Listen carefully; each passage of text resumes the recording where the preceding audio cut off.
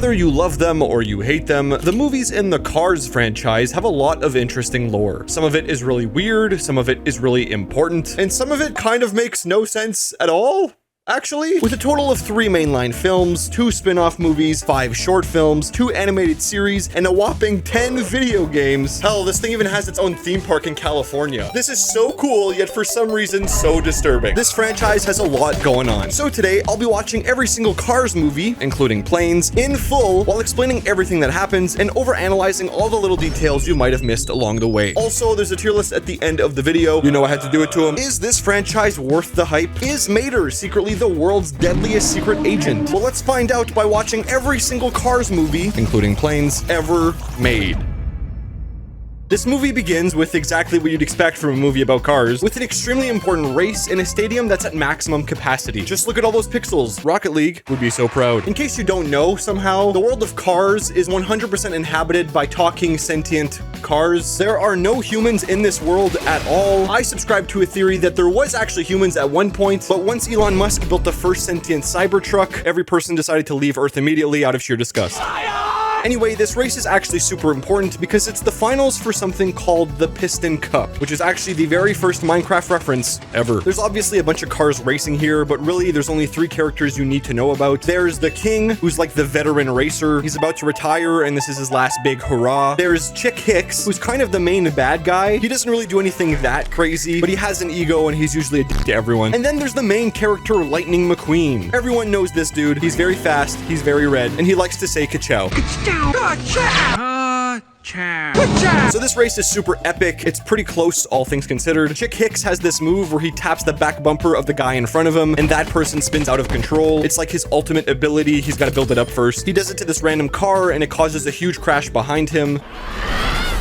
Oh my god, this is so chaotic. Is this a Michael Bay movie? What is going on? Reminder that all the cars in this movie are alive, like they're the people. There aren't humans inside of them controlling them, so like, yeah, they're all headbutting each other while they're going 150 miles per hour here. I'm really hoping they check for concussions in this universe. So everyone dies one by one, which is when we cut to Lightning McQueen and some epic music. We see him swerve through all the wreckage, and eventually he takes this jump in slow motion where he sticks his tongue out. You know the one. You know what I'm talking about. Continuing the race now, while every other car is in the pit gassing up and changing their tires, Lightning McQueen decides to not do that so he can make up for lost time. I'm not gonna lie to you guys, I'm not really a NASCAR race guy, if you couldn't tell. I'm not really gonna pretend to understand any of this. I'm assuming stopping in the pit to refuel and change your tires is probably pretty necessary on the fact that literally everyone does it, so surely nothing will go wrong. Eventually, Lightning McQueen is a whole lap ahead. He eventually does stop in the pit, but only for more gas and refuses to change his tires completely. Of course, he almost immediately regrets this decision because right as Lightning McQueen is about to finish the race, in first place, might I add, one of his tires pops and he's forced to do this skipping thing to the finish line. It looks like he was playing Fortnite and just hit the emote wheel on accident or something.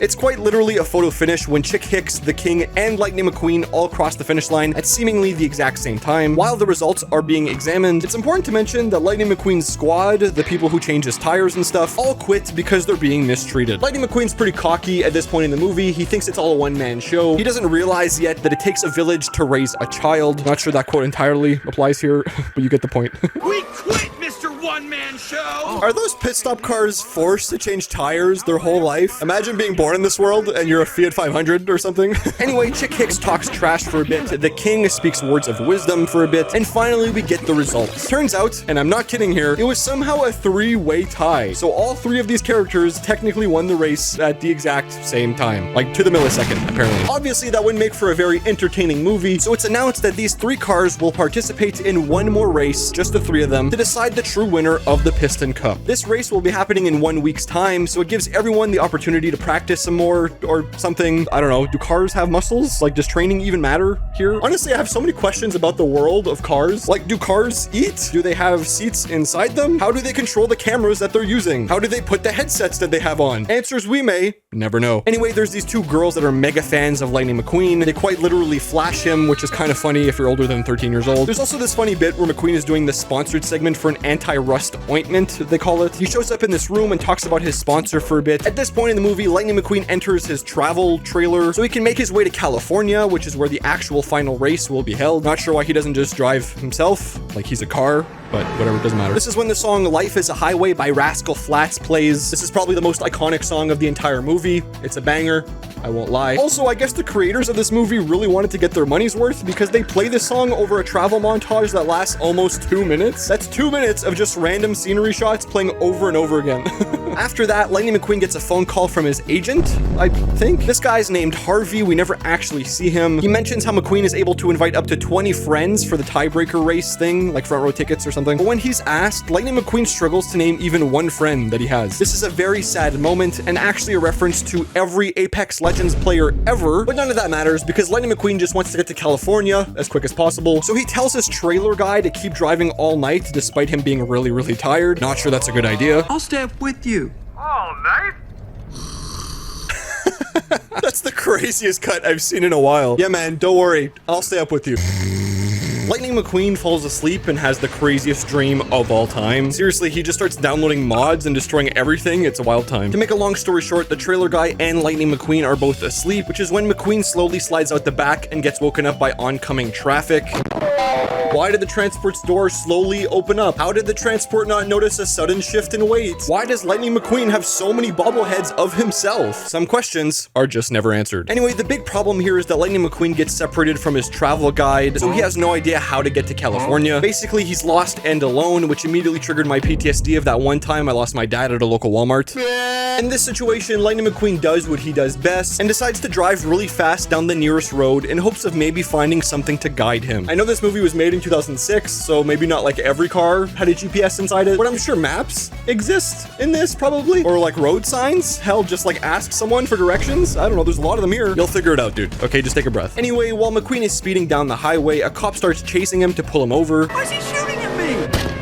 I haven't gone this fast in years. So because everyone in this universe is a car, I'd imagine this is the equivalent of a cop running after you for sprinting too fast on the sidewalk. Kind of weird when you think about it. The movie abruptly cuts to a 2-minute clip of a small community doing nothing at all. It's really quiet and completely disrupts the flow of the film, in my opinion. One goofy chase scene later, and Lightning McQueen somehow ends up tied in some electrical wires in that small community we just saw. Not sure how they're gonna get him down from there without any hands, to be honest. This is when we cut to the next day and find out that there's huge worldwide panic as Lightning McQueen is deemed missing. Not only is everyone in California freaking out, but for all you anime fans, we also get a Japanese segment. No idea where he is. What? Oh, people are gonna love that. Was that a JoJo reference? At this point, the movie kicks off what I like to call the second act. The movie is basically split into 3 parts, with the second one being by far the longest. We're starting this one now. McQueen wakes up in some kind of impound lot. This is when we meet the franchise's most polarizing character, Mater, the tow truck. Morning, Sleeping Beauty. This character is a bit all over the place. He's a bit dumb. He has an extremely southern accent, yet the most British teeth I've ever seen. But none of that really matters because his heart is in the right place, at least for now. We cut to a courtroom where Lightning McQueen is meant to defend himself, I guess. He was speeding and ran through this town last night, so naturally the people in here are pushing for the death penalty. Work hard, play hard. That is what they say. This is when the judge and the leader of this town rolls in, and it's a guy named Doc Hudson. This guy's kind of a stubborn boomer, and that's all you're really supposed to think of him at this point. But just wait, okay, he gets cool. Turns out Doc Hudson is kind of racist and immediately orders Lightning McQueen to leave the town once he notices that he's a race car. This actually ends up being pretty chill because McQueen wants to leave the town anyway. But then a Porsche named Sally shows up and McQueen immediately starts flirting with her in front of everyone. He doesn't do a very good job. Like, she's not really that interested, obviously. I've been told this is what the Roblox gamers call El Riz. Turns out the town we're in is a small place off the highway that no one really visits. This is kind of bad because it's supposed to be like a tourist town, I think. It's in a rough spot because the roads are all banged up and broken. Sally somehow convinces everyone to force McQueen to do slave labor instead of being let go. And just like that, McQueen has to stay until he repaves the entire main road. Get dunked on, bozo. I know this might be a bad time right now, but you owe me $32,000. That's actually hilarious. Mater the tow truck? Or like Mater the toll booth? Get it? This is when we learn a little bit more about everyone else in the town. There's a lot of cars here and none of them really matter, to be honest. Sorry if that makes you mad. There's a fire truck guy who's an anxious wreck. There's 2 Italian guys who own a tire shop. There's this one girl who owns the gas station in town and is scared of going broke, but like literally every car needs to gas up all the time. How are you not the richest person in here? There's also this purple dude who owns a decal shop. Surely he doesn't expose himself to anyone in this movie. Von Dutch style, huh? Anyway, McQueen's had enough, so he speeds through the road fixing process, thinking that the sooner he finishes, the sooner he can leave. This This dude is just straight up a prisoner here, by the way. He has to listen to everyone around him, and he gets no time on the family iPad. A fate truly worse than death. Lightning McQueen speeding through fixing the roads ends up being a really bad idea. It actually makes it worse and really showcases his immaturity and lack of patience. Not only that, but he straight up insults the entire community here, like, as a whole. Probably because he's a spoiled rich kid who's never had a hard day's work a day in his life. It looks awful. Well, it matches the rest of the town. This is when Doc Hudson comes up with a million IQ gamer move and challenges Lightning McQueen to a race. Loser has to stay back and finish the road properly. Obviously, Lightning McQueen thinks this will be an easy dub. They immediately line up to start the race, and after some extremely loud car noises... Seriously, I think they forgot to balance the audio out here. The race starts and McQueen takes an extremely early lead, and actually Doc Hudson doesn't seem to be in any rush at all. This is when we see McQueen lose control of his wheels almost immediately as he falls off a cliff, leading to his death. Obviously still alive. I'm just kidding. But Doc Hudson realizes that McQueen is basically just an impatient child, so his plan was always just to take his time. This obviously ended up paying off and really showcasing how predictable McQueen really is. Also, I just want to say how happy I am that this wasn't one of those moments where the old guy in town is somehow faster than this generational racer that everyone knows. He outsmarted him instead of outracing him, and I think that's really cool. You drive like you fix roads. Lousy. Damn, he's got the trash talk too. Doc is a high diamond player at least. Lightning McQueen now has to undo his mess before completely remaking the road, basically doubling his original workload. I can't help but think how this is probably horrible publicity for your small tourist town. Like, this mega famous guy is gonna get out of here and immediately tell everyone what you did to him. That sounds like it might be an issue. I don't know. Anyway, despite Doc saying the road would take about 5 days, McQueen somehow fixes half of it all in one night. He must be a top 0.1% speedrunner. When Doc finds him the next day, we see McQueen practicing that turn that he failed earlier during the race. He just can't seem to nail it properly. I wonder if this will be a learning moment. Doc lets McQueen know that, quote, if you're going hard enough left, you'll find yourself turning right. Naturally, I searched this quote up to see if there's like some secret double meaning and it's actually really deep or something, but no, he's just straight up teaching McQueen how to drift on a dirt road.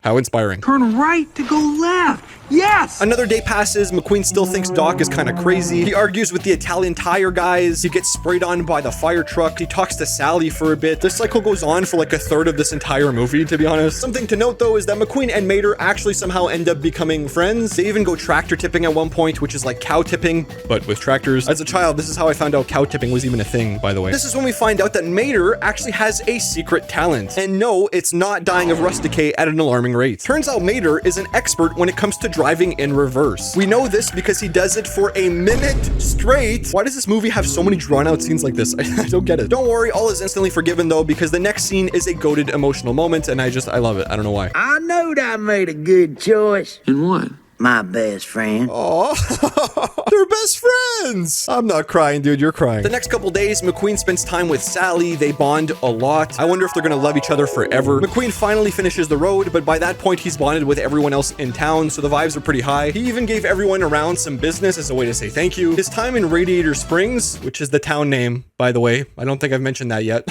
His time in Radiator Springs has really proven to be beneficial, as Lightning McQueen learns to not only respect others, but himself, realizing there's more to life than just being famous, and that being happy with others is infinitely more enjoyable. However, it wouldn't be a Pixar movie if we didn't get sad for a couple minutes. This is when McQueen is snooping around Doc's garage and finds out that Doc Hudson, old cranky wise man, is a retired racer himself and has actually won the Piston Cup before. That thing McQueen wants so badly, yeah, this guy's got one. He's just flexing his skins at this point. Bro has it all. Actually, you might not think it, but this causes an argument between the two. Doc's annoyed of this discovery and just wants everyone to forget about his past. He swore never to come back to racing after he had a rough crash back in the 50s. McQueen is mad at Doc for not being honest and not telling all the other townsfolk about who he really is. It's this weird dynamic where McQueen is being the mature one and is choosing honesty, while Doc Hudson is being a little childish and choosing to lie. Later that night, and everyone is celebrating a brand new road. But then, this is when stuff gets crazy, when helicopters and all sorts of reporters show up as the elusive Lightning McQueen has finally been located. Remember how he was missing this entire time? The whole world was in a panic, except for this entire community who apparently don't have access to outside news at all. Remember that? Anyway, Lightning McQueen is now found, so we meet up with all the characters from the beginning of the movie again. The transport dude shows up, and it's hype. Harvey shows up, except not really, we don't see him. And actually, this is kind of a bittersweet moment, because despite being able to go to California, finally, McQueen now has to leave his friends and barely gets to say goodbye. Sally. Sally. Imagine getting constantly flashbanged at the emotional peak of your journey. Bro is 100% gonna have mental issues when he's older. There's a bit of a plot twist when we find out that Doc Hudson was actually the guy who called the press about Lightning McQueen's whereabouts. It comes off as kind of petty since they just argued and he's clearly still angry about it. Sally gets angry herself and everyone is sad because the only excitement they've had in the last 10 years has now left forever. This is when we cut to what I like to call the third act. We're almost done. Almost there. It's the day of the big race for the Piston Cup. We get a little refresher on McQueen's opponents, meeting the green guy and legend blue dude. Let's hope everything goes well for this guy. This is when we see a plane with eyes, so I guess it's not just cars in this world. There's also these fighter jets, but they don't have eyes at all, so maybe they're being controlled by humans inside them. I honestly have no idea. Anyway, the race begins, but Lightning McQueen has a rough start because all he can think about is Sally and Radiator Springs. But then, this is when we hear Doc Hudson on the radio as Lightning McQueen races on. Turns out him and the rest of the town showed up to support McQueen in his Piston Cup efforts. This is kind of weird, to be honest. Like, how did they even get inside the event? Also, Doc has the headset on that I mentioned earlier. How is this even possible? Anyway, it's a nice moment when Lightning McQueen's only real friends showed up, which ends up giving him the confidence to drive faster, I guess. McQueen is a lot more patient this time, and it's super noticeable. He's completely locked in and using all of his new skills. He gets hit by Chick Hicks, but uses Mater's strat to drive backwards. This is actually insane. He even takes time to stop at the pit stops, and it's a super epic moment.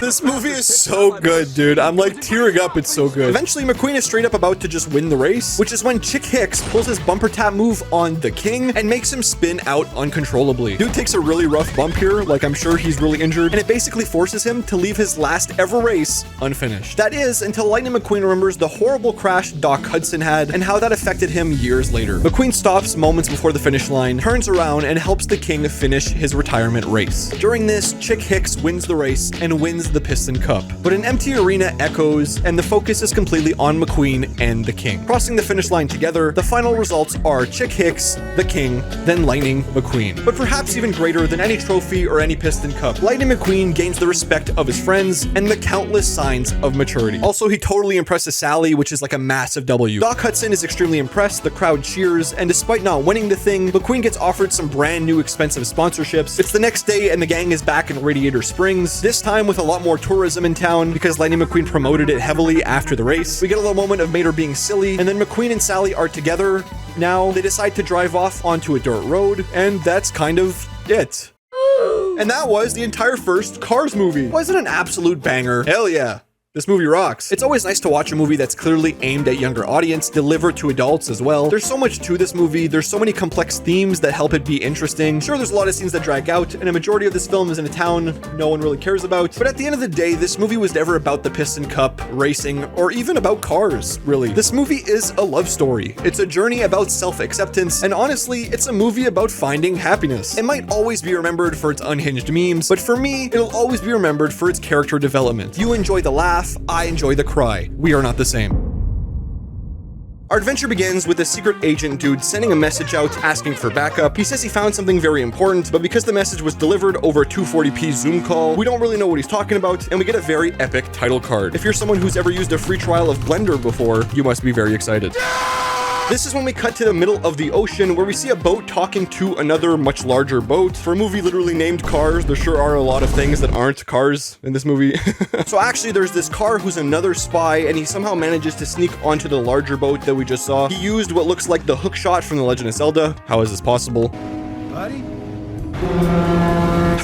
What am I even looking at? Bro thinks he's Tom Cruise doing his own stunts. As the boat approaches an offshore oil rig, the spy car activates its magnetic wheels to climb up. While sneaking around, the spy car shoots out these wires so he can glide around above everyone. Between that, the wall climbing, and the web attach from earlier, this dude is basically just Spider-Man. I wonder if he also delivers pizza or something. While being sneaky, the spy takes a bunch of pictures of what seems like a shady deal going on. The bad guys are looking at this high-speed camera. We also see one of the spy's co-workers crunched up in a cube like that one scene in Monsters Inc. It's just here to show us that these bad guys are the real deal. This car is now dead forever. Anyway, long story short, the spy that's alive gets noticed and we get a really cool escape scene. There's lots of action, explosions, and even more death.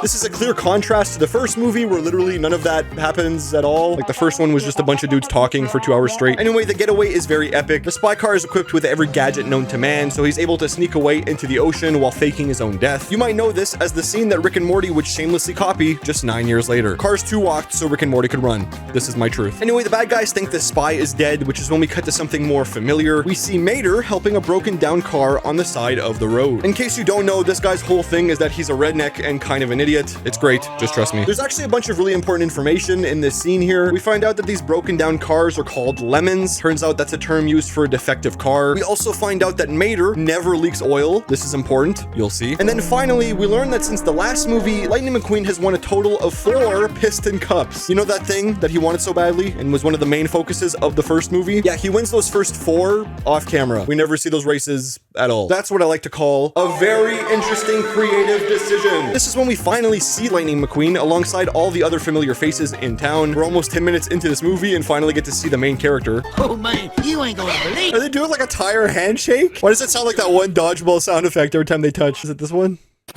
It sounds exactly like this, doesn't it? The movie slows down for the first time here when McQueen shows Mater his newly won Piston Cup trophy. These things have actually been renamed to the Hudson Hornet Piston Cup to honor Doc Hudson from the first movie. And if you're wondering where Doc Hudson is, by the way, get ready for an explosion-sized punch to the gut. Listen, I'm not kidding here. It's revealed that Doc Hudson died off camera. This super beloved car in the first movie that played a huge role in developing Lightning McQueen's character, yeah, he's just gone now. We have no idea how he dies. All we know is that we'll never see him again. So after a bit of research, it seems that the reason Doc Hudson was killed off is because his real-life voice actor, Paul Newman, tragically passed away in between the first and second movie. So instead of recasting the character, they just decided to retire Doc altogether. That is a really honorable thing to do, so I can't get too mad about it. But I won't lie, having the character die off camera with no explanation in the movie itself is definitely a very interesting creative decision. R.I.P. Paul Newman, you will be missed. So enough with all the sad stuff now, because we get a quick montage of McQueen and Mater spending the day together. McQueen then has a date with Sally later that night. This dude has talent, friends, and love. I'd imagine there's a bunch of incels on Twitter that hate him for being so perfect. This is when there's a random news update on the TV, which dumps a bunch of exposition on us for like 2 minutes straight. That's nearly 3% of the entire movie, by the way. We learn about a billionaire named Miles Axelrod. There's this long backstory about how Miles almost died after running out of gas one time, so he turned electric and created this brand new all-natural fuel. This dude used to own a bunch of oil companies, but he sold them all after turning electric, and now he's hosting a racing tournament for some reason. This seems a little sus, and there's a lot of information here. Honestly, even the movie kind of speeds through it all. From a gas guzzler into an electric car and has devoted his life to finding a renewable. Why is he talking so fast? Like, I talk fast, I understand, but this guy's got to be on like his 4th coffee of the day or something. Miles talks to the host of the show, explaining that after this World Grand Prix he's hosting, everyone will see how great his fuel alternative is, and no one will be using regular gasoline ever again. I can't help but make the comparison between Miles and another billionaire who's also trying to make a fuel alternative for cars. Thankfully, this one has no arms to salute with. Anyway, these two talk for a bit. Another car joins the call. I guess he's like super fast and famous or something. This dude, who's named Francesco, talks trash about Lightning McQueen for no apparent reason at all. It's just random internet beef that doesn't really mean anything, to be honest. Also, I have to mention how the host is wearing glasses. How did he put them on? How is this even possible? So because Francesco is talking trash to McQueen, Mater calls into the show and tries to defend his friend, White Knight style. If Lightning McQueen had a Discord server, Mater would definitely be a Discord mod. This all leads up to McQueen himself joining the Xbox party chat and having a heated debate. Eventually, McQueen confirms that he'll enter the World Grand Prix, which is cool, because for a second there, I thought this movie would have nothing to do with racing at all. That would be super unfortunate, right? We get another 2-minute long sequence, this time a montage of McQueen, his pit stop crew, and against his better judgment, Mater, all traveling to Japan, which is where the very first race of the Grand Prix will be held. Nothing really of note during this, except for one scene where the boys watch some anime. Eventually, the gang ends up in some super fancy gala thing where a bunch of the racers and wealthy cars show up. I'd be very careful if I was rich here. I saw someone named Luigi enter the building. Not even 30 seconds in, and it's clear that Mater doesn't really fit in with anyone else here. It's sad to say, but McQueen is a little embarrassed by him. The two end up meeting with Francesco in person, the Italian trash talk guy, you remember him? Mater says that Sally, who's officially McQueen's girlfriend now, is a huge fan of him. I don't really know how to explain this, to be honest, but Francesco, I think, is insinuating that he's gonna steal Lightning McQueen's girlfriend. It's basically just more random trash talk. These two don't really like each other, if you couldn't tell. I dedicate my win tomorrow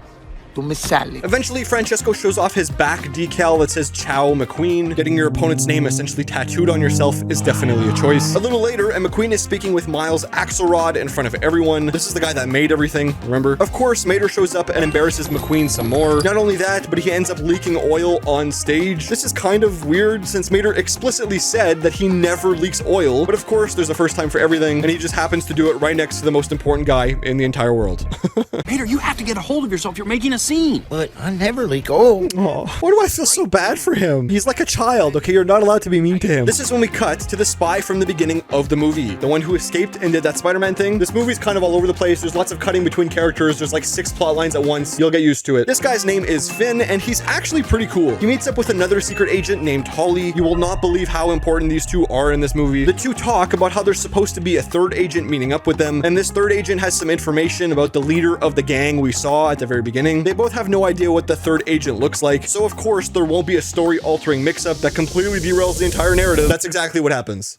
Who would have guessed? Mater just happens to be in the bathroom when the actual third agent is getting attacked. Not gonna lie, it looks like this dude's probably gonna die. So he sticks Mater with all the information the good guys need. Mater has no idea this happens. And now Holly and Finn are under the assumption that this guy is the guy they have to work with from now on. Is she American? Look out, lady. Mater's fitting to get funky. Extremely. Then it's him. Holly approaches Mater, but Mater thinks that he's just getting asked out on a date. The funny haha of this scene is that this clean, pretty car would never date a dirty, ugly car. Get it, guys? It's just like real life. Mater agrees to meet Holly at a specific time tomorrow, thinking that it's a date, when obviously Holly just wants to exchange sensitive information about the bad guys. Also, after this, the actual third spy is shown being tortured by the bad guys here. We find out that the camera they stole at the beginning is actually a laser that emits an electromagnetic pulse, and when pointed at a car that has the new fuel alternative, the car just straight up dies. The idea is that during this race, all the cars will be using this new fuel. These bad guys can just point an invisible laser at them, and then they blow up without a cause. It's a bomb without a bomb. It's murder without a trace. Oh my god, this movie is not at all like the first one. And I'm not even kidding, it gets even more insane.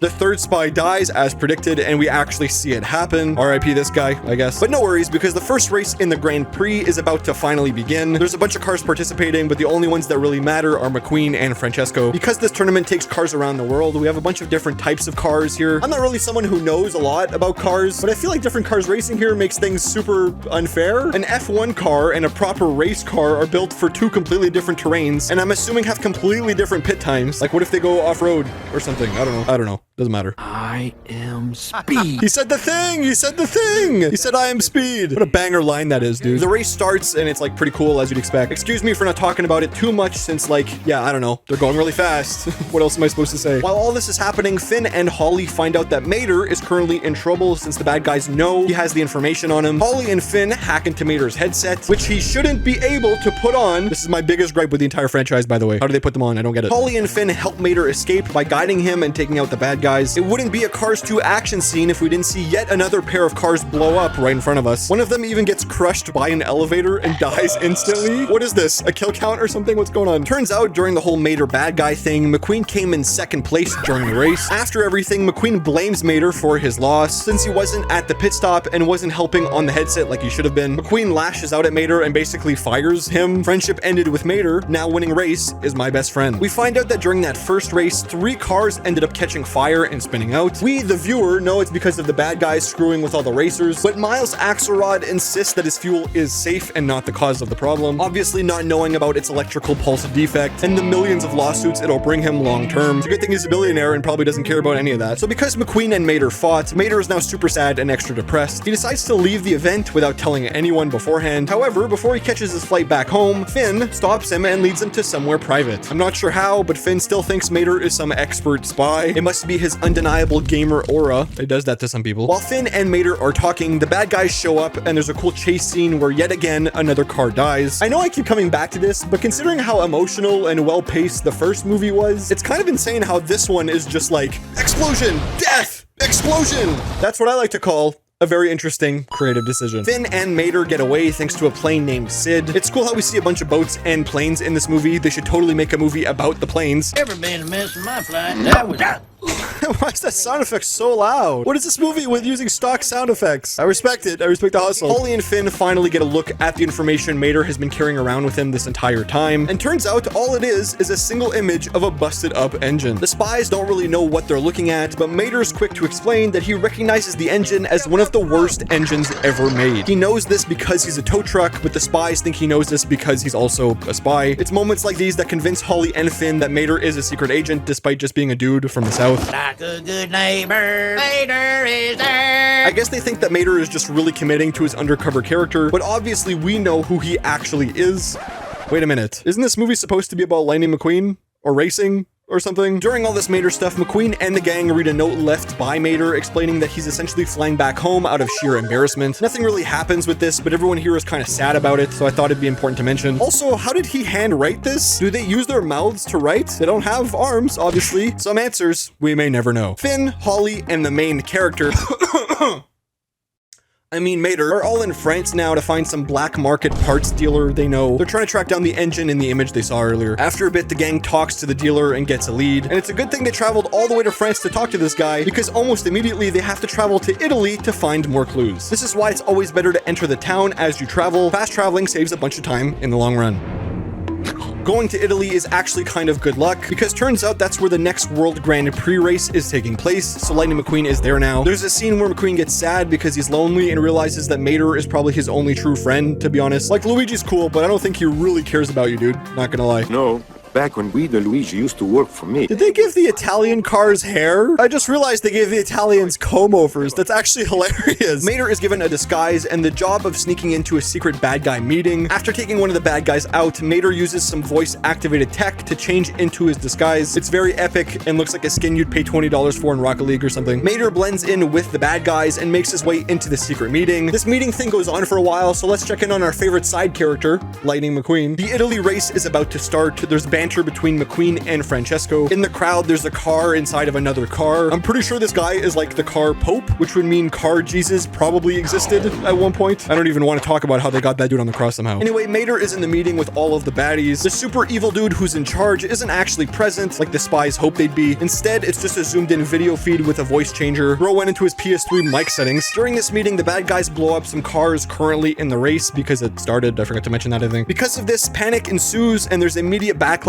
towards the alternative fuel being used. Remember that? That was like the whole point of the race or something. Turns out everyone assumes that the new fuel everyone's using is the cause for them blowing up. So naturally, people break things, they riot, and they start a pointless petition online. I think it's safe to say that whoever's doing all of this obviously doesn't want this alternative fuel to work out, since everything that they've done so far has made this Grand Prix and in turn Miles Axelrod look really bad. Finn and Holly somehow find out that the laser gun is responsible for all of this, so Finn goes full Mirror's Edge and starts making his way towards the bad guys. As soon as he's about to stop them, a helicopter with a magnet actually stops him first. How did he not see the helicopter coming? Finn gets taken away, more cars explode, and it causes a huge blockage on the track. McQueen and Francesco, who were in the front, finish the race because they're the only cars that matter in this, and turns out this time McQueen actually snagged first place. Now obviously this sounds super incredibly hype. If only the Grand Prix mattered at all and it wasn't just some random side story for this Mission Impossible fantasy to continue. Ka-chow! What happened? We're all... They don't even have time to celebrate. The writers for this movie were like, all right, you guys had 15 seconds. Let's cut back to Mater now. Enough with the racing. Back to the bad guys watching a news update. It's Miles Axelrod saying that he's scared he might have missed something with his fuel. He's scared that it's like hurting the cars or something. He announces that the final race in London will not be raced on his fuel alternative, which is called All in All. By the way, I don't think I've mentioned that yet. The new fuel is called All in All. It's very clever. The bad guys are low-key celebrating until McQueen is on TV and announces that he will continue to use All in All. The reason for this is because a friend mentioned that the fuel was safe for him to use. I think this is meant to be McQueen growing as a character and like trusting his friends or something. I don't know. It's sweet, but it doesn't really matter in the long run. Because of this, the bad guys want to kill McQueen during the final race. Mater freaks out and loses his disguise immediately. Cue the Metal Gear music and sound effect. All the bad guys are about to kill him, but because Mater has that voice recognition tech I mentioned earlier, there's a funny bit where he unintentionally whips out some weapons and escapes. Shoot, I didn't mean... Request acknowledged. I didn't mean that kind of shoot. Correction acknowledged. Sadly, despite his best efforts, Mater can't get to McQueen in time to warn him, so he ends up getting captured by the bad guys. How sad. If only the NPCs were bugged, like on Hitman 2. Mater wakes up hanging next to Finn and Holly, who are also tied up. All three of them are in the Big Ben Tower in London. The reason being the bad guys want them to watch as McQueen blows up on national television. This is very evil. What happened to the goofy cow tipping from the first movie? I missed that. As the race begins and the bad guys are ready to kill, Mater finally gets a word in with Finn and Holly and explains to them that he isn't actually a spy at all, but just a giant man-child who likes eating some grub. I'm paraphrasing here, obviously, but that's essentially what he is. Seriously though, Mater has a bit of a moment when he realizes that everyone seems to laugh at him as opposed to with him. It's very easy to feel bad for this guy, but even through all the pain and being the butt of the joke almost every time, Mater doubles down and says that he appreciates who he is because at least he's true to himself. I know I've been mostly flaming this movie so far, but moments like these honestly are really nice. It's very reminiscent of the first film, and I applaud this movie for having a scene with no explosions for longer than 30 seconds.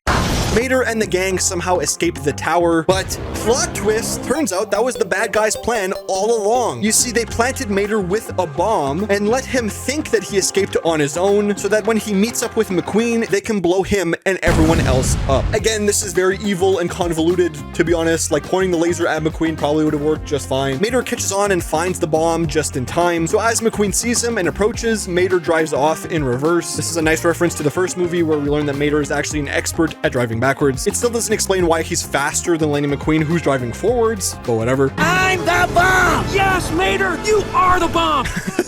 This movie is so bad, but so good at the same time. By the time Mater and McQueen get close enough, they're actually out of range for the detonator to blow the bomb up. That seems like a silly little movie thing, but then again, I don't know anything about bombs, so. What is happening? It's a bad dream. Me too, man.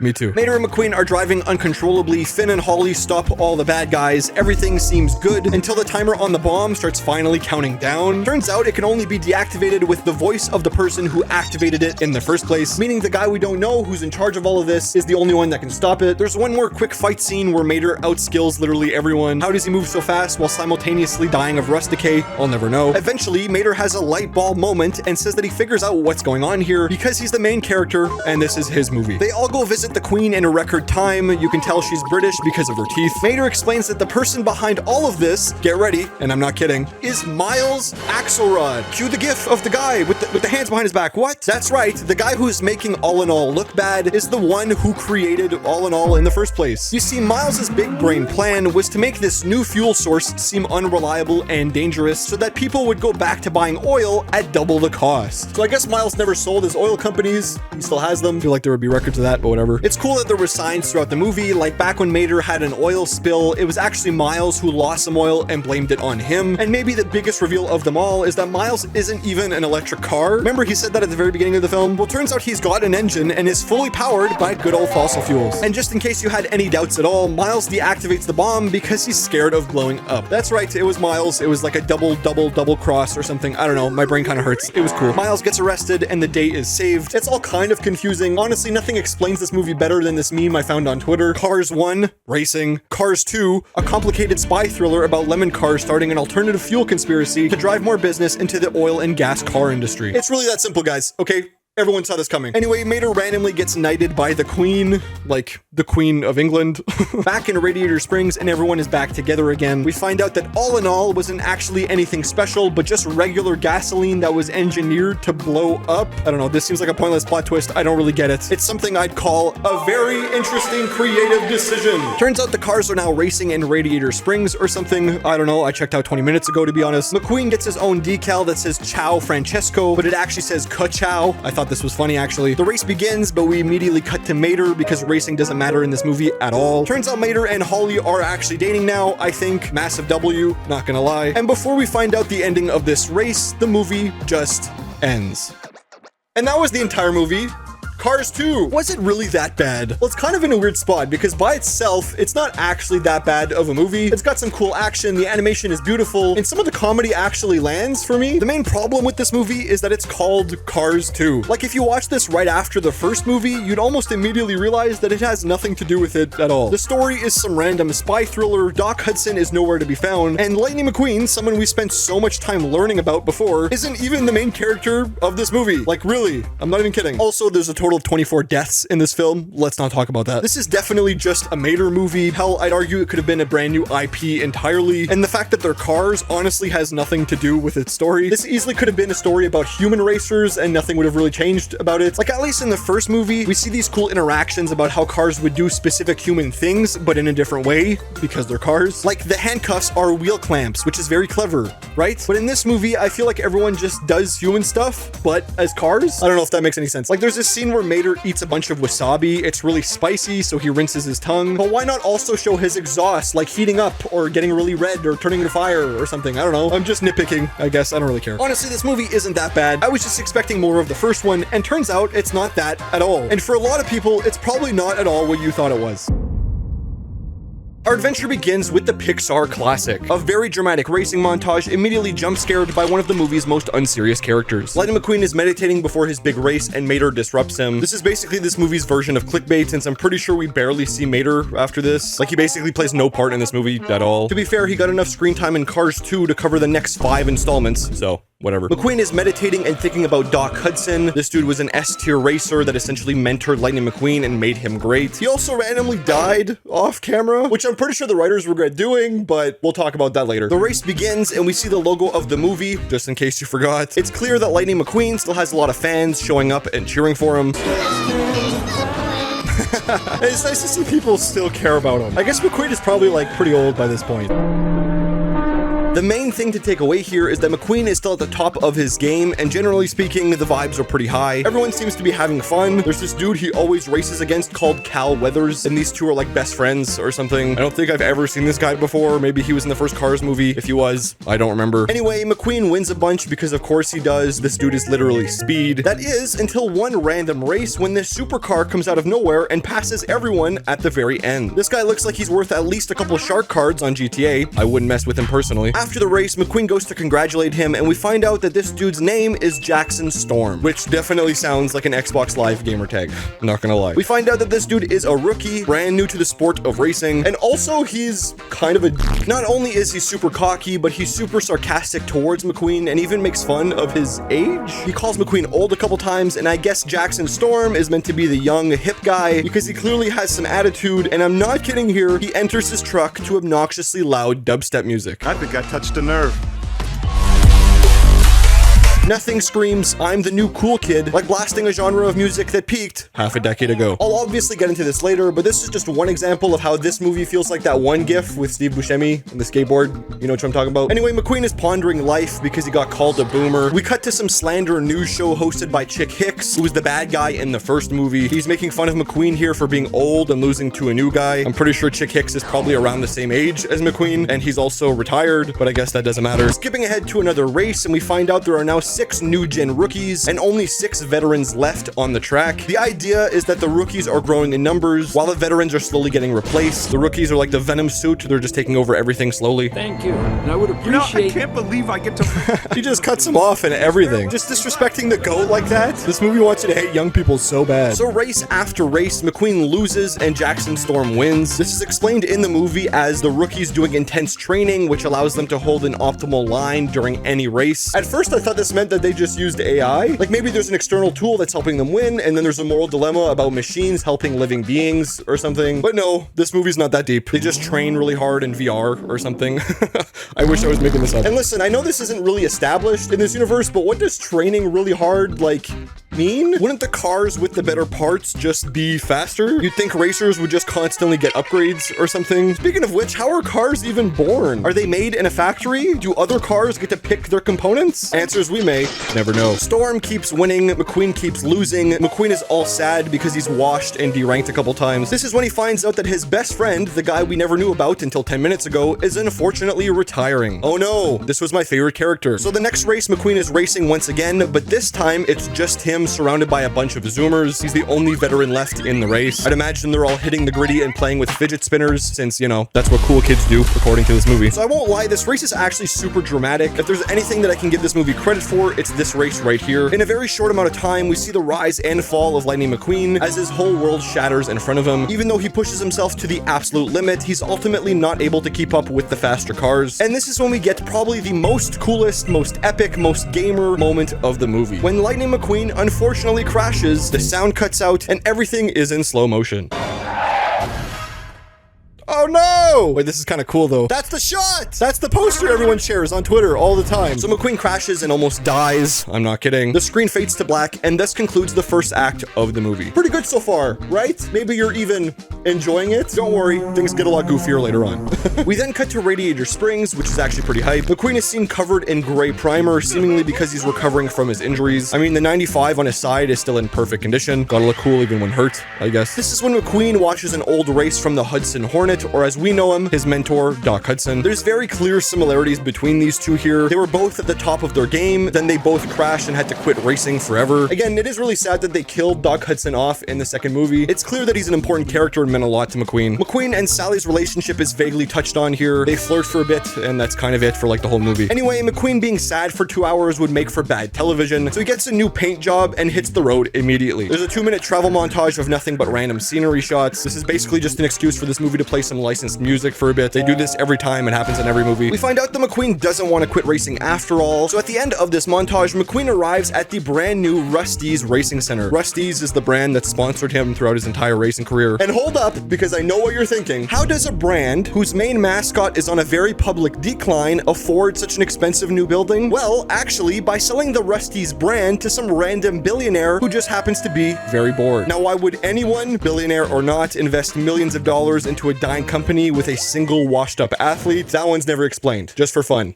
I guess. This billionaire is named Sterling, and he's essentially McQueen's new boss. This movie wants you to think that this guy's evil, but he's actually extremely reasonable, all things considered. This movie will try to make you hate him. Don't let them fool you. I'm so serious. We get a quick tour of the building where we see a couple of cars playing with VR headsets. They seem pretty immersed. Hopefully nothing goes wrong.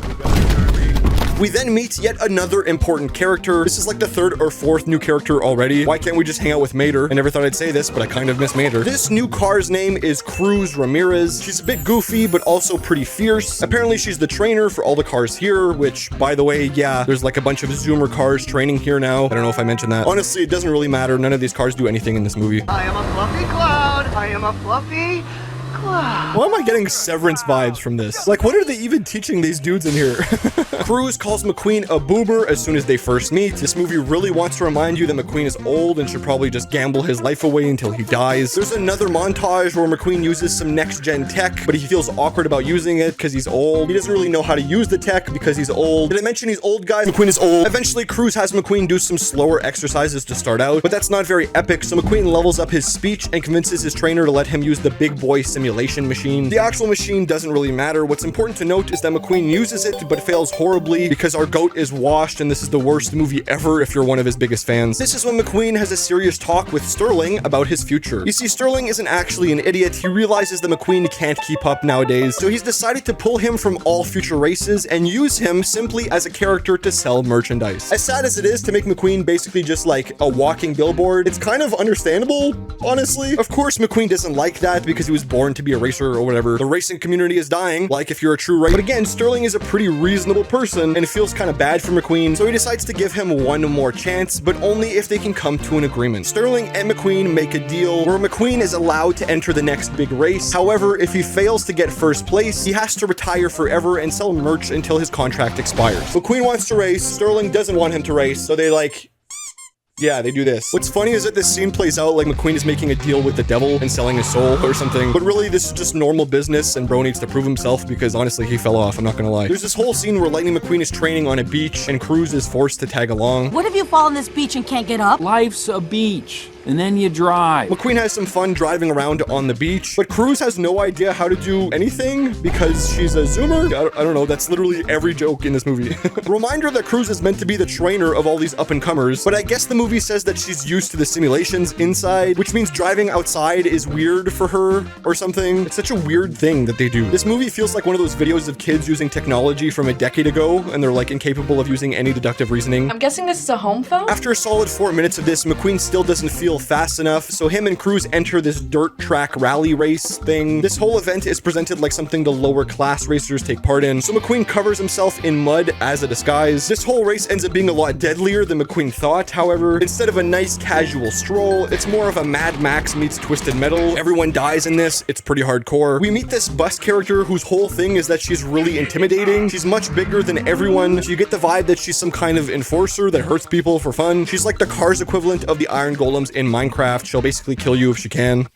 Oh, I insta-died! The race starts and our two characters struggle to get by. They're both scared and try to avoid death many times. It's pretty epic. A lot of stuff happens. Watch it if you care. Somehow, Cruz wins the entire race, and surprise, surprise, McQueen somehow gets sprayed with a bunch of water, revealing his true identity. How unfortunate. Everyone cheers, because obviously this is pretty hype for them, but McQueen is all mad because he got exposed or something. Honestly, everything here is just to say a little confusing and doesn't really mesh well together, if I'm being honest. Just to recap, Storm is young and getting better at racing. McQueen is old and getting worse at racing. Sterling is rich and evil, but not really. Maynard and Sally don't matter at all. There's a blue dude that exists, but I already forgot his name. And Cruz can't even drive outside, yet she somehow wins a race on a track full of mud against a dozen other experienced cars. There's just a lot going on. It's been quite the journey so far. McQueen gets mad at Cruz for winning the race, I think. Cruz gets really angry back and decides to leave forever. But before she does, Cruz talks about how she's always wanted to be a racer, but can never do it because the other cars don't look like her or something. Someone tell this girl to watch Cars 2. Has she seen how many different looking cars race in that? How is that an excuse at all?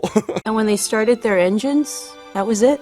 Wait, she quit before even trying? She never even hit the gas? How is this girl a racing instructor? Chick Hicks talks more trash on his TV show. This dude is McQueen's #1 hater. The next morning, McQueen finds Cruz and tells her that he's sorry. I guess he feels kind of bad, so he tells her while singing a poorly written song. What a legendary Cars moment that everyone remembers. I'm sorry. I'm sorry. I'm sorry that I yelled. This song works somehow. Cruz forgives Lightning McQueen, and the two now head off to go find someone named Smokey. You know, because the movie was really lacking in adding more characters. It's funny, on the wiki, Smokey is called the tritagonist of the movie. I don't think I've ever heard that word before. They find this guy Smokey right away, and turns out he's one of Doc Hudson's old friends and owns this old rundown bar. I find it kind of funny. At this bar, McQueen runs into all these old retired racers, and he somehow fits in right away with everyone. Like he's at least a whole generation younger than everyone here. But this movie wants you to think he's old so bad that they have McQueen laugh at all the old people's jokes. They wouldn't let me have a number, so I stole one. We're told some more backstory on Doc Hudson. It's a shame that he's dead. Eventually, McQueen admits that although he admires Doc's career, he doesn't actually want to end up retired like he was. He mentions that after Doc's famous crash, he was never the same, so McQueen wants to avoid that at all costs. But then, in what's actually a clever twist, Smokey explains that Doc Hudson's life after racing was actually his favorite part. Sure, Doc loved being the guy who wins all the time, but teaching McQueen and being his mentor was apparently Doc Hudson's favorite period of life. This part's actually kind of sweet, and honestly just makes me miss Doc even more. McQueen basically learns that just because he crashed doesn't mean his life is over, and actually because of this story he now has this newly found confidence. McQueen trains a bit with Smokey, who's basically just Doc Hudson version 2. There's yet another montage where they train and do a bunch of stuff. I do want to point out that they do this tractor tipping bit that they did all the way back in the first movie, but this time the tractors don't tip for some reason. Now obviously that doesn't really matter at all, but like why don't these guys tip over? Is that ever explained? I'm gonna be honest, dude. Downvoted and 1 star for the inconsistency. During this training period, we see Jackson Storm for the first time in like an hour. I guess he's training too. It's a quick 30-second scene. I'm pretty sure they just showed us this because most people probably forgot this guy even existed at this point. McQueen drives in the woods, which is meant to stimulate his natural senses, but if you ask me, it's just reckless driving. It's finally the day of the great race, and we get to hear the competition's comments on McQueen. I might be exaggerating here, but this one piece of dialogue is actually the funniest part of the movie for me. McQueen's still not here? Didn't he pull this when he was a rookie? This is my grandfather told me.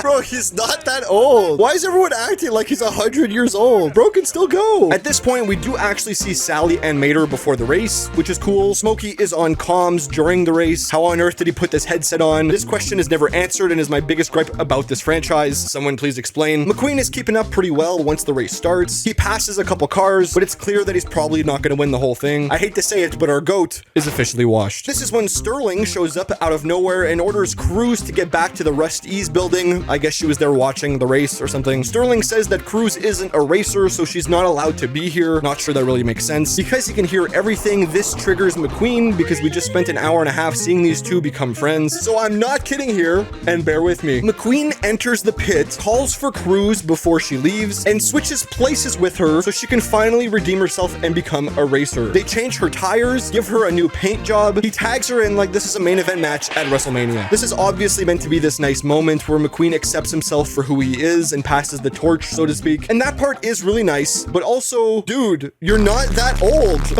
And like, is that even allowed? You can't just have a second car ready to swap places with you. She hasn't raced the whole time. She's well rested and has a huge advantage. And I guess this means McQueen was wrong and is giving up on racing entirely all of a sudden. Earlier in the movie, he said he didn't want to give up, but all of a sudden the narrative's changed. And it's okay if he gives up because Doc Hudson did it. And like, I don't know, he's accepting of it or something. Whatever, dude. It's just a goofy movie about cars. Doesn't matter. Cruz gets on the track and everyone is just okay with it for some reason. McQueen puts the headset on and becomes the new Doc Hudson. He did follow his footsteps after all. Who would have guessed? Cruz struggles with her confidence for a bit, but McQueen is able to get her focused. He just tells her to think of the bus from earlier and she gets locked in right away. It's kind of hard to commentate over this next part because like, yeah, the racing. Cruz eventually ends up catching up to Jackson Storm, and after some tactics I can only describe as mental warfare, she does this flip thing that's super cool. It's a callback to a move Doc Hudson did decades ago. I think I forgot to mention it earlier in the movie, but yeah, she copied Doc's move. It's really cool. Cruz ends up winning the whole race, and all the other racers are nice to her now. Money really does have everyone changing up. Sterling shows up and is like, let's go, you're my new main person. Also, McQueen, you gotta sell merch now. But for some reason, Cruz winning still counts as McQueen getting first place, so I guess he doesn't have to retire anymore, but he still does, I think. It's so confusing for no reason. I don't get it. Cruz actually gets sponsored by Dynaco, which is like the only other brand we ever hear about in this movie. The next day, McQueen and Cruz both have brand new paint jobs. McQueen's is very reminiscent of Doc. I still miss him. The two race around that one track at Radiator Springs for one last bit of nostalgia bait, despite never mentioning that place ever throughout the movie. And that's just kind of the end. And that was the entire movie.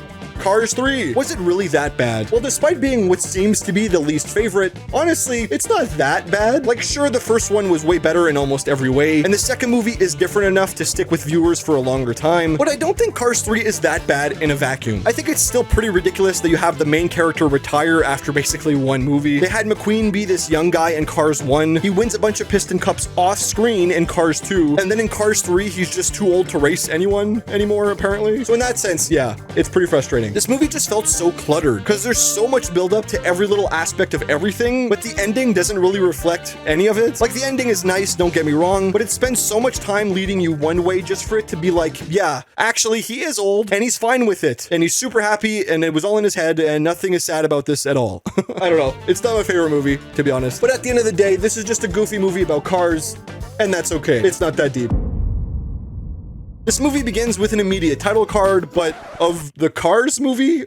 We're not even 5 seconds into this movie yet, and we're already talking about a different movie. What on earth have I got myself into? The main character of this movie is a plane named Dusty Crophopper. We're told about how he's the best racer in the world, as he 1v2s these fighter jets like he's playing Mario Kart on 50cc or something. Of course, this ends up being some sort of daydream because Dusty is just a crop duster plane, which means he's at least 8 to 9 times slower than a fighter jet in every way imaginable. And while I was holding my laughter in for hearing the term crop duster being used in a serious term for the first time in my entire life, I found out that a crop duster is basically just a farmer, but in plane form. In the movie, Dusty calls his best friend Chug, who is basically just Mater from Cars. Both of these dudes are the simple-minded, goofy types, and they're always very supportive of their main character best friends. The only real difference is that Chug isn't voiced by Larry the Cable Guy, which means he's missing his iconic southern accent, and I'm gonna be honest, that's like 90% of what made Mater so funny. So, while Dusty is flying around, something inside him blows up, I think. And it's not even while he's pushing himself, like he's just cruising at a regular speed and something goes wrong. Aileron? Oh, yeah. Oh, great. Dude wants to be a racer, but can't even glide without falling apart. I wonder if he meets a wise mentor that teaches him new techniques. I'll be making a lot of comparisons between this and the Cars movie later on, but I do want to mention that despite looking almost identical in animation style, the way characters move in planes somehow looks worse to me. Like, it looks worse than a movie that came out 7 years before it. It's got a very Coco Melon type feel, everything is oddly stiff, and it just very obviously doesn't have that attention to detail that Pixar is mostly known for. And even though Disney was extremely deceptive in trying to make people think that this was actually a Pixar movie with its marketing, obviously this just ended up biting them in the ass. It's like when you bluff in Balatro only to lose your hand anyway. I don't even know if that joke makes sense. I've never played Balatro. I'm sorry. We then meet a character named Darzii. She's the mechanic that works on the main character.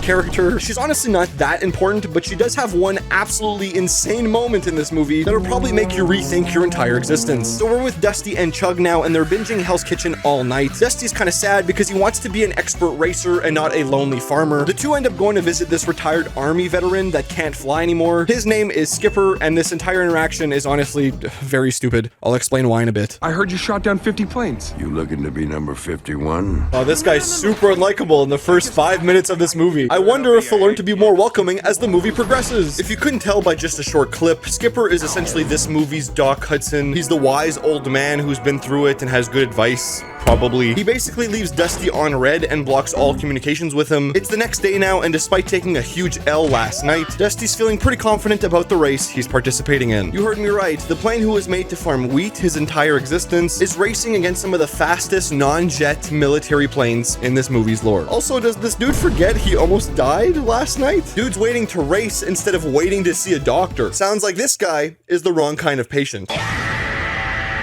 So this race that Dusty's taking part in is actually some sort of time trial. No one's racing with him on the track, but everyone has to finish the same course as fast as they can, and the top 5 get to participate in the actual race. The main point for this time trial to even exist is really just to have a sneaky way to insert Dusty into the main race. It's a way for him to skip the line past all the other hardworking planes that have probably trained their whole life for this moment. The irony isn't lost on me that a corporate overlord took their ideas for this one from a studio who's famously known to work really hard on their details. Art imitates life, I guess. Anyway, it's Dusty's turn to do the trial. No one can believe a plane like him is about to race, which should honestly show you just how impossible it is for this guy to ever win something like this. A crop duster? Man, what's going on here? Is everybody getting to fly today? Everyone laughs at him as he's about to take off. Dusty does the trial and he's insanely fast somehow. He must have bought the speed potion for 250 Robux. All jokes aside, this scene is like a minute long and is really only there to show us how much heart the main character has, because Dusty finishes the course really fast, but not fast enough to be in the top 5. He was actually 1 second off. That's really unfortunate, not gonna lie. I've always wondered how those people in Mr. Beast videos feel when they get second place and lose out on a bunch of money. This is how they feel. This is the answer to that question. Hey, pal.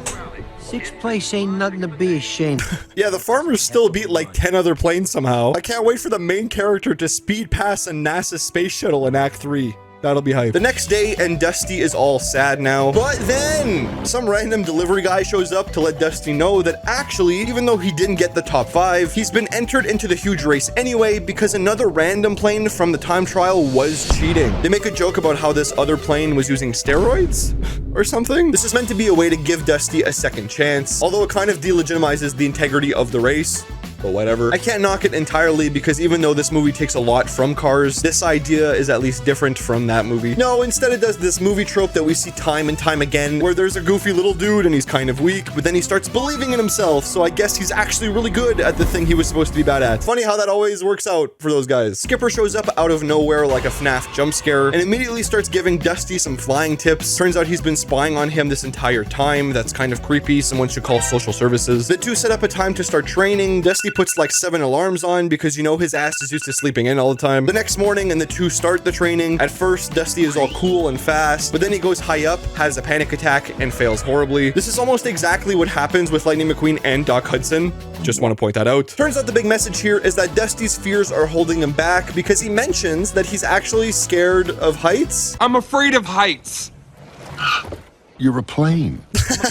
Dude, you have one job, and it's to fly really high up. I wonder if he's scared of clouds, too. So despite a plane being scared of heights being the silliest plot in a movie maybe ever, Skipper keeps training Dusty, but while keeping in mind that he's gotta stay low because he can't go high because he's scared.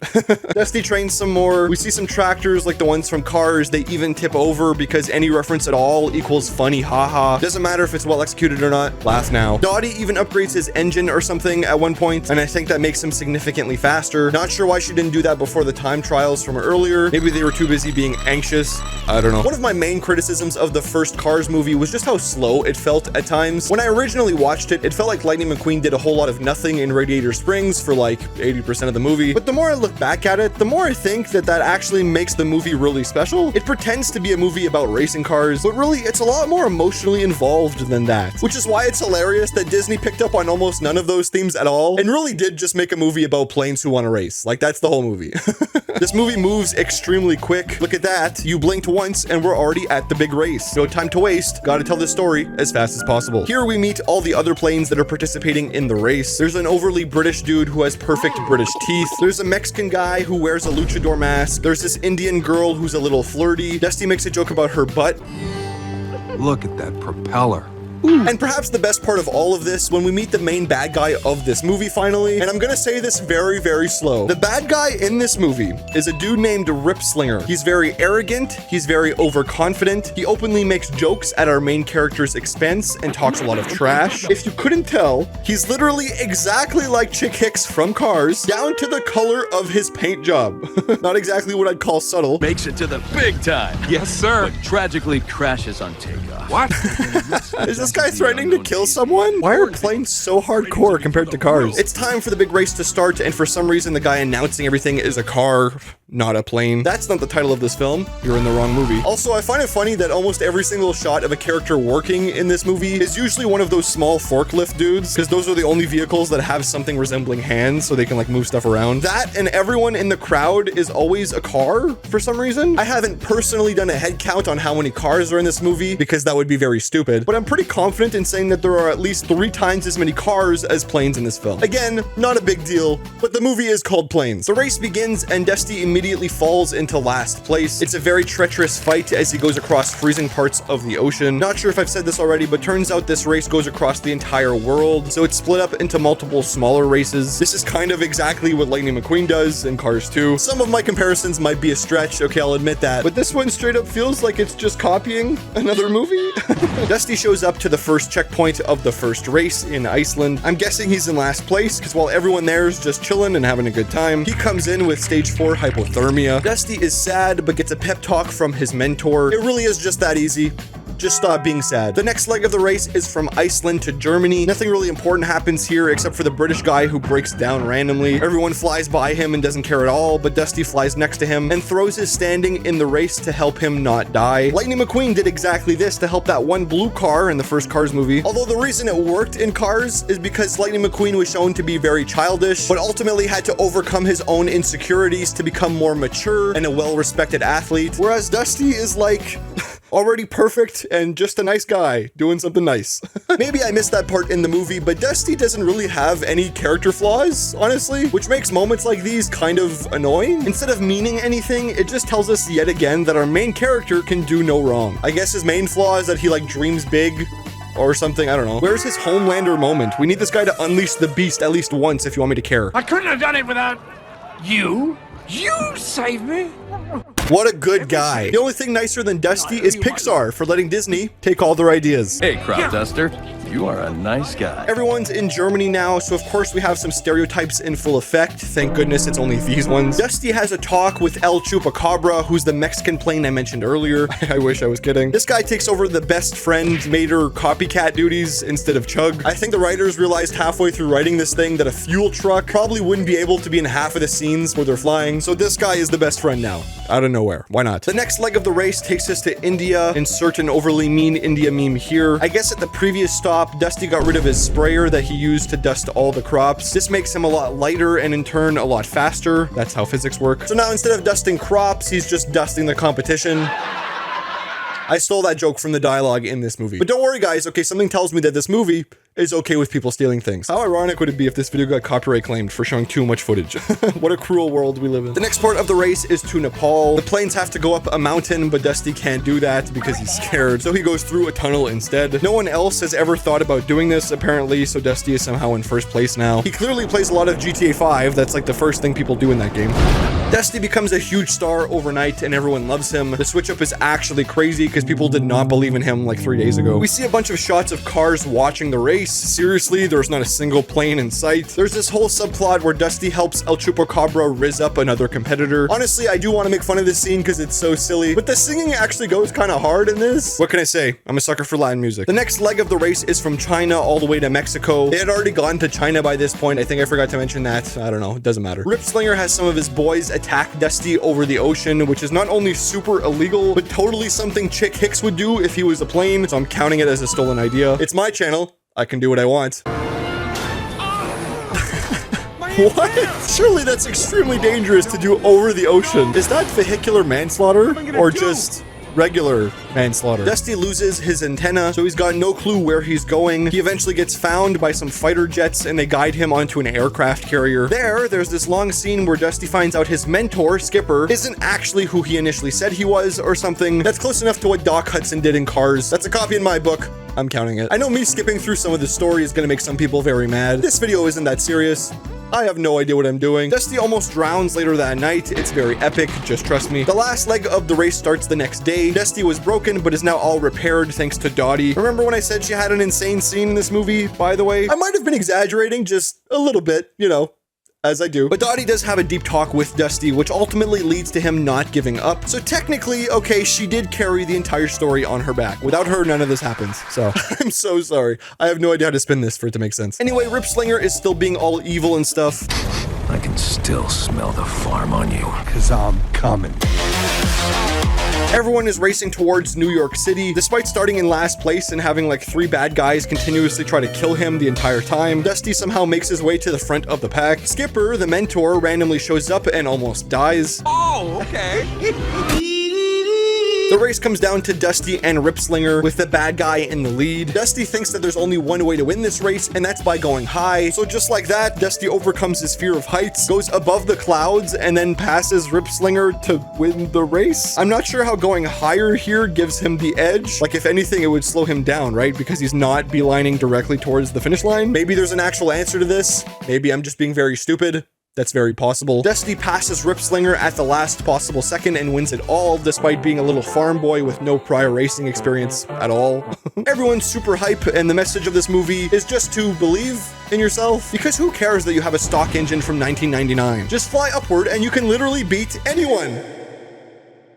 So is planes really that bad? Well, it's definitely not really that good. If this thing existed in a vacuum, I guess I'd disregard it as just another movie I don't personally find special. But the truth is, it takes so much from another movie that it never really feels like its own thing. I understand that Planes is in the Cars franchise, and actually, turns out there's a fair bit of overlap with some of the crew members who worked on this movie, but it just feels so void of creativity. It feels like everything that happens in this has been done before. It's so weird. I don't know. The characters feel depressingly similar. The concept is weirdly the same. Like, you can do so much with planes. Why did you have them race around the world exactly like cars? I don't get it. Because I was curious, I even watched the second Planes movie, which no one ever talks about for some reason. And that movie, even with its flaws, is so much better of a spin-off than this one is. It's basically this cool firefighter story. The whole thing is very emotional, and it still takes a lot from other movies, but it all makes sense within the character's abilities. The farmer doesn't try to become a super athlete, because why would he? That doesn't make any sense. If you want more cars, honestly, just watch Planes, Fire and Rescue. It's funnier, it's more engaging, and in my opinion, it's just more cool.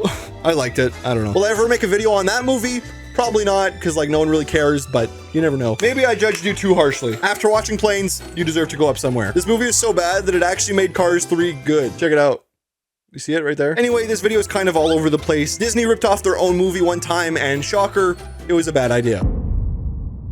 Okay, I just watched all the Cars movies. Let's go. Let's start with Cars 1. Not gonna lie, pretty goated. It's kind of the best one. It's funny, it's emotional. No one dies in this one, which is awesome. Well, that one guy almost died. It's fine. We're just gonna go in order. Okay, Cars 2, controversial take, because even though literally everyone online says that it's bad, a lot of people in the comments seem to think that it's really good. Dude, it's okay. It's just not like, it's different. You know what I mean? This doesn't mean it's a bad movie. It just means it's not quite what I was looking for. Does that make sense? It's basically about Mater, not Lightning McQueen, which I thought was weird. And also there's like 30 confirmed deaths in this movie alone. So I'm just gonna put it in not quite. Cars 3, controversial take, controversial take. Would you believe me if I put it right here? Nah, probably not though. We're gonna put it here because it's almost actually a banger. It's not quite there, okay, but it's almost almost there. I don't hate it. It's almost like the first one, which I really like, but like, why is Lightning McQueen so washed already? I feel like I barely even know the guy. I want to see more Lightning McQueen stuff. I might have been overly harsh when I was watching it, but like, I don't know. At the end of the day, this is like in hindsight, it's all right. I don't hate it that much. Okay, I don't like this movie. Not gonna lie. I'm putting it in the question mark tier because like, what the fuck? After I finished it, I didn't even know what I watched. It was so weird. I feel like there's so many issues with it. People are gonna hate that, but yes, I'm a certified Planes hater. Okay, what is this? I don't understand. And actually, I'll add another one here. The sequels, Planes, Fire, and Rescue. I didn't do like a full reaction video thing on it, but I did mention it briefly at the end of the Planes one. I don't know. I think it's actually pretty good. Like, this should have been the Planes movie. I feel like it's so like unique and it's interesting. It's only that when I compare it directly to the first Planes movie, which is all the way down here. Planes 2 is actually a banger. Not sure if I'll ever actually make a full video on it. Like, it's not that amazing, but it's actually pretty good. If you want more cars and you're, you know, done watching cars, then watch that, I guess. And that's the tier list. Do you agree? Do you not agree? Let me know, I guess. But yeah, that's the end of the video. If you like this video and want to see more, please subscribe and hit the like button. It helps the channel a bunch. You can become a member of the channel for only a single $1. It's the best way to support me directly and get your name on the screen here at the end of all my future videos. Thank you so much to all my current members who choose to support me every single day. You guys are the best and make this all worth it. Paul Abdul scores this one a solid 3 fast cars and 1 plane out of 5. And yeah, thanks for watching.